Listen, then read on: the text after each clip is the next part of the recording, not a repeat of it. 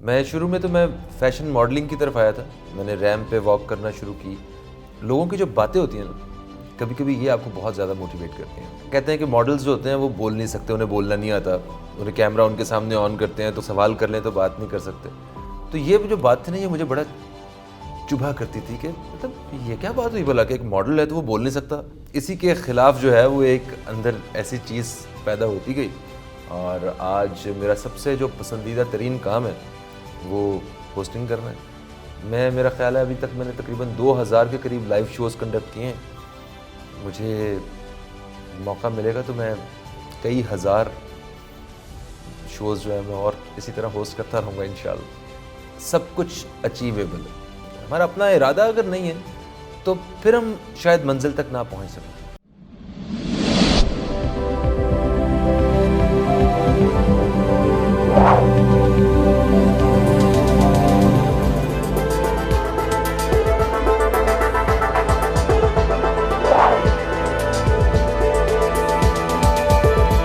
السلام علیکم ناظرین, میں ہوں علی رحمان خالد. آج جو شخصیت ہمارے ساتھ موجود ہیں وہ ایکٹر ہیں, ماڈل ہیں, اینکر ہیں, اور اس کے ساتھ ساتھ وہ ایک ہمہ جہت شخصیت کے مالک ہیں. وہ 8 سال سے نیوز کیفے کے نام سے ایک مارننگ شو ہوسٹ کر رہے ہیں اور مختلف فیلڈز میں اپنے کام کا لوہا منوا چکے ہیں. آئیے ان سے ملتے ہیں اور جانتے ہیں ان کی شخصیت اور ان کی زندگی کے بارے میں. بہت بہت شکریہ فہیم عباس صاحب آپ کی تشریف آوری کا, آپ نے ہمارے لیے ٹائم نکالا. سب سے پہلے تو میں آپ سے یہ جاننا چاہتا ہوں کہ ایک ایسا لڑکا جس نے ایک کامرشل سے اپنے کام کا آغاز کیا اور وہاں سے وہ چلتے چلتے ایک ایسے پلیٹ فارم پہ پہنچا جہاں وہ مارننگ شو کا ہوسٹ بنا, وہ ایکٹر بنا, ماڈل بنا, یہ سارا سفر آپ نے کیسے طے کیا؟ بس راستے ملتے گئے, لوگ ملتے گئے اور ہم چلتے گئے. بس اسی طرح آہستہ آہستہ منزل کی طرف بندہ نکل ہی جاتا ہے اگر نیت سچی ہو تو.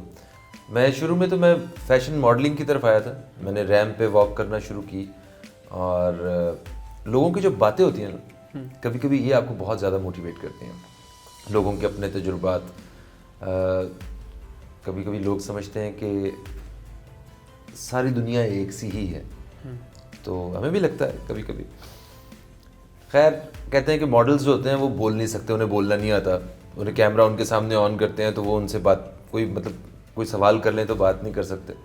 تو یہ جو بات تھی نا, یہ مجھے بڑا چبھا کرتی تھی کہ مطلب یہ کیا بات ہوئی بھلا کہ ایک ماڈل ہے تو وہ بول نہیں سکتا, یا وہ کیمرے کے سامنے کوئی بات نہیں کر سکتا. تو بس ایک اسی کے خلاف جو ہے وہ ایک اندر ایسی چیز پیدا ہوتی گئی, اور آج میرا سب سے جو پسندیدہ ترین کام ہے وہ ہوسٹنگ کرنا ہے. کیونکہ اس میں سب سے اچھی بات یہ ہے کہ اس میں آپ کو سوال کرنے ہوتے ہیں, اور سوالات جو ہیں یہ مجھے لگتا ہے کہ بہت میرے لیے بڑا آسان ہے. جب میں کسی سے سوال کر رہا ہوتا ہوں تو اس کے جواب میں کچھ نہ کچھ سیکھ رہا ہوتا ہوں, کچھ نہ کچھ مجھے ایسا مل رہا ہوتا ہے. تو یہ ایک بڑی موٹیویشن ہے میرے لیے. میرا خیال ہے ابھی تک میں نے تقریباً 2000 کے قریب لائیو شوز کنڈکٹ کیے ہیں. مجھے موقع ملے گا تو میں کئی ہزار شوز جو ہے میں اور اسی طرح ہوسٹ کرتا رہوں گا انشاءاللہ. سر, آپ کی زندگی میں یہ چیز بہت زیادہ ہے کہ جس چیز کا آپ کو خوف تھا وہی آپ کے ساتھ ہوا, اور آپ اس چیلنج سے بڑی اچھی طرح سے گزرے. آپ کو اکیلے رہنے کا خوف تھا, لیکن آپ جب کراچی گئے تو آپ وہاں پہ اکیلے رہے. پھر آپ نے کھانا بنانا سیکھا, روٹی بنائی, سالن بنایا, یہ سارا کچھ آپ نے کیا. ہم نے آپ کے بارے میں ریسرچ کی ہوئی. تو یہ سارے سفر میں کیا آپ کا مقصد کیا تھا, آپ کیا چاہتے تھے؟ کہ دیکھیں, کچھ بھی مشکل نہیں ہے, سب کچھ اچیویبل ہے. ہم اگر کچھ چاہیں, کچھ کرنا چاہیں, تو سوائے ہمارے اپنے ارادے کے کوئی چیز ایسی نہیں ہے جو بیچ میں رکاوٹ بن سکے. ہمارا اپنا ارادہ اگر نہیں ہے تو پھر ہم شاید منزل تک نہ پہنچ سکیں. اگر آپ خود ارادہ کر چکے ہیں, آپ کے حوصلے بلند ہیں, آپ کے ارادے مضبوط ہیں, تو آپ کچھ بھی کر سکتے ہیں. اور آدھے سے زیادہ کام ہماری زندگی کے ایسے ہوتے ہیں جو ہم شرم کی وجہ سے نہیں کر پاتے ہیں. کہ مطلب میں گھر میں اکیلا ہوں, دوست آ رہے ہیں تو وہ کیا دیکھیں گے کہ میں فہیم عباس صاحب اپنے گھر کی صفائی خود کر رہے ہیں. تو بھی کیوں نہیں کر رہا؟ اگر میں گند خود پھیلا رہا ہوں تو میں صفائی کیوں نہیں کر سکتا؟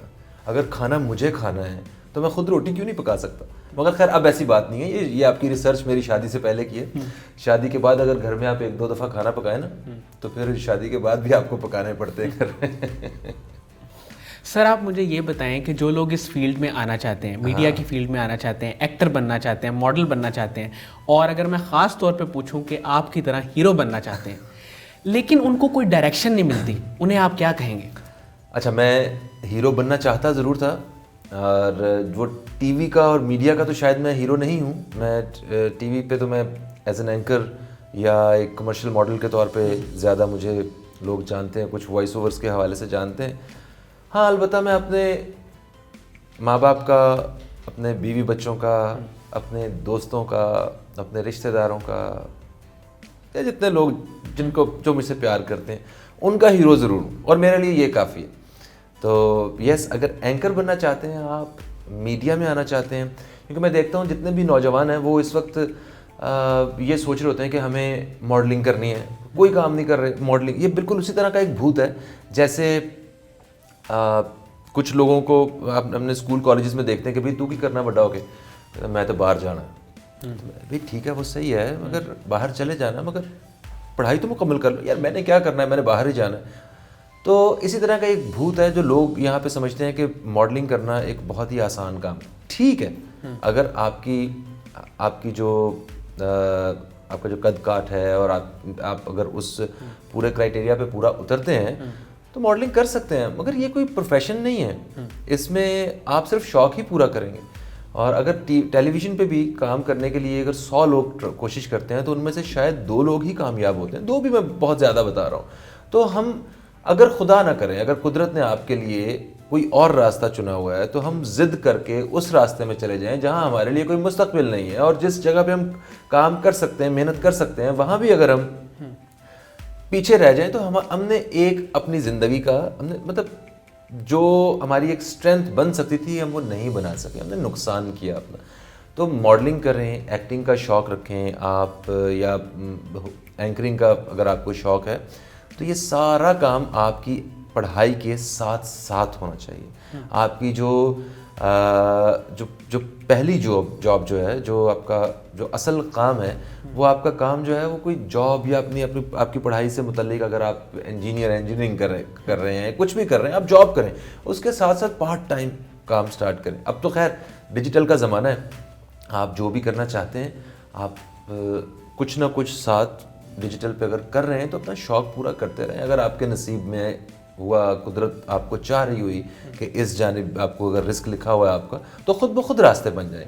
مگر سارا کچھ چھوڑ کے یہ کہہ دینا کہ بھئی میں تے ماڈلنگ ہی کرنی ہے, میں تے اور کچھ نہیں کرنا, میرا خیال ہے یہ کوئی اچھا آئیڈیا نہیں ہے. سر لوگ لک سے بڑا انسپائر ہوتے ہیں, جو ایک ظاہری ایکٹر کی چمک دمک ہوتی ہے اس کو بڑا کاپی کرتے ہیں, اور شاید وہی ایک چیز ہوتی ہے جو انہیں فورس کر رہی ہوتی ہے اندر سے کہ ہم بھی اس فیلڈ میں چلے جائیں.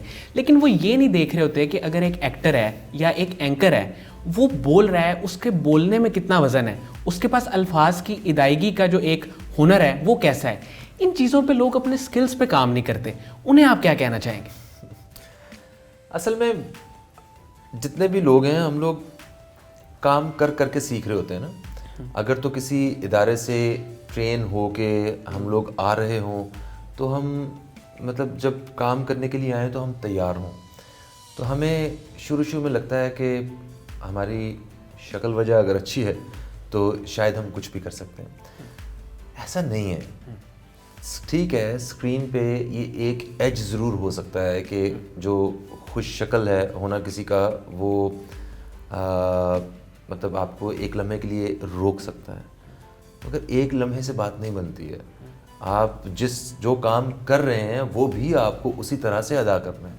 تو آہستہ آہستہ ہمارے ہاں کام سیکھ کے ساتھ ساتھ جو ہے وہ بہت زیادہ وقت دینے کے بعد آپ اس قابل ہو جاتے ہیں کہ آپ کام مطلب اس کا حق ادا کرنا شروع کرتے ہیں. میں تو یہی سمجھتا ہوں. سر آپ ایک آرٹسٹ ہیں, اور آپ کی موجودگی میں اگر میں یہ سوال نہ کروں تو شاید زیادتی ہوگی کہ محبت کے بارے میں آپ کی کیا رائے ہے؟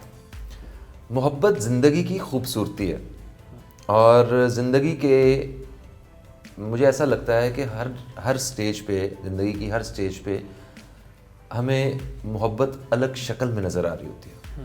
ایک اسٹوڈنٹ سے پوچھیں تو شاید اس کی کلاس فیلو یا گیٹ پہ جب باہر نکلتا ہے تو وہ ایک لڑکی جو ہے وہی اس کی محبت ہے. شادی سے پہلے مطلب محبت کا ایک اور زاویہ ہوتا ہے. شادی کے بعد آپ کو جب آپ بچے اگر اللہ تعالیٰ آپ کو اولاد دیتا ہے تو جب بچے آپ کی گود میں بیٹھتے ہیں تو آپ کو پتہ چلتا ہے کہ محبت کیا ہے, اصل محبت تو یہ ہے.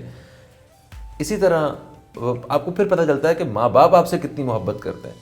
اور میرا خیال ہے کہ محبت کو سمجھنا بڑا ضروری ہے. جب ہم محبت کو سمجھنے لگتے ہیں تو تب ہم اللہ تعالیٰ کی ذات کو بھی سمجھنے لگتے ہیں, اور یہ سب کچھ محبت کے ساتھ ہی جڑا ہوا ہے. مگر یہ کہ آپ کی محبت جو ہے وہ مطلب آپ محبت کے بارے میں آپ واقعی خوبصورتی کے ساتھ دیکھتے ہیں, آپ محبت کو خوبصورتی سمجھتے ہیں. میرا خیال ہے وقت آپ کو اس کا جواب دیتا رہتا ہے. کیا محبت کا جو جذبہ ہے وہ مایوسی کو ختم کر دیتا ہے؟ بالکل کر دیتا ہے. اگر آپ کی محبت اللہ تعالیٰ کی ذات کے ساتھ ہے, ٹھیک ہے, یا یہ جو ہم زبانی کلامی محبت کے دعوے کرتے ہیں, اگر اس سے ہٹ کے واقعی حقیقی طور پہ بھی اگر آپ کی محبت ہے تو مایوسی تو آپ کے قریب بھی نہیں بھٹک سکتی. مطلب جس کو اللہ تعالیٰ کی ذات کے ساتھ ایک خاص ایک اس کا کنیکشن ہے, وہ واقعی محبت میں اس طرح مبتلا ہے, تو وہ کس طرح بھلا مایوسی کو جگہ دے گا اپنی زندگی میں. سر آپ اپنی زندگی میں فیوچر میں اگر میں اگلے 5 سال کی بات کروں تو آپ اپنے آپ کو کہاں دیکھتے ہیں؟ یہ بہت مشکل سوال ہے. اتنی لمبی زندگی میں نے کبھی نہیں پلان کی. چلیں کہاں تک آپ نے پلان کی؟ مجھے لگتا ہے کہ میں جو بھی کام کرتا رہوں گا بس اس میں بس کسی نہ کسی کا فائدہ ہوتا رہے اس میں. ٹھیک ہے, میرا فائدہ اس سینس میں کہ جس طرح آج بھی میں جو کام کر رہا ہوں اس میں مجھے کچھ نہ کچھ سیکھنے کا موقع مل رہا ہے. مجھے کسی نہ کسی قابل مہمان کے سامنے بیٹھ کے میں اس کی باتیں سن رہا ہوتا ہوں, میں کچھ نہ کچھ حاصل کر رہا ہوتا ہوں, میرا فائدہ ہوتا ہے. میں اپنی زندگی میں وہ بہت سارے جو اصول ہیں وہ ان کو میں اپلائی کر رہا ہوتا ہوں. 5 سال بعد ایک اگر اینکر کے پوائنٹ آف ویو سے دیکھیں تو شاید میں یہاں پہ یا کسی اس سے اچھی جگہ پہ یا کوئی اس سے زیادہ اچھا, اس سے زیادہ پسندیدگی والا کوئی شو کر رہا ہوں گا, یا ہو سکتا ہے کہ میں 5 سال بعد ایک ریٹائرمنٹ لائف گزار رہا ہوں, کچھ ارلی ریٹائرمنٹ لائف. اس پہ بھی ذرا تھوڑی سی سوچ چل رہی ہے. تو بس جو بھی ہو اس میں کسی کا نقصان نہ ہو, میرے بزرگوں کی دعائیں شامل ہوں, اللہ تعالیٰ کی مرضی شامل ہو, جہاں بھی ہوں گا میں راضی ہوں. سر آخر میں کوئی ایک نصیحت جو آپ ناظرین سے کرنا چاہیں؟ پاکستان سے محبت کریں. پاکستان کے بارے میں ہم لوگ نا بہت عجیب قسم کے خیالات بھی رکھتے ہیں. ہم 14 اگست کے دن یا اس طرح کے جو 6 ستمبر کے دنوں کے علاوہ اگر ہم دیکھیں اپنے آپ کو تو ہمارے اندر بہت ساری منفی سوچ بھی آ رہی ہوتی ہے. یہ پاکستان, ہماری دھرتی, ہماری ماں, جو کچھ اس کے لیے کرنا ہے وہ ہم ہی نے کرنا ہے. ہمیں کم از کم مخلص ہونا چاہیے اس دھرتی کے ساتھ, اس مٹی کے ساتھ, اور ہمیں کچھ دینے کی بات کرنی چاہیے, نہ کہ یہ گلے کہ سانو پاکستان نے کی دیتا ہے. اسی کچھ نہیں دیں گے تو سانو بھی کچھ نہیں دینا پاکستان نے. بہت بہت شکریہ فہیم عباس صاحب آپ کی تشریف آوری کا. ناظرین مجھے امید ہے کہ یہ انٹرویو آپ لوگوں کے لیے بہت ہی مفید ثابت ہوگا. اسی بات پہ اس کو ختم کرتے ہیں کہ پاکستان زندہ باد.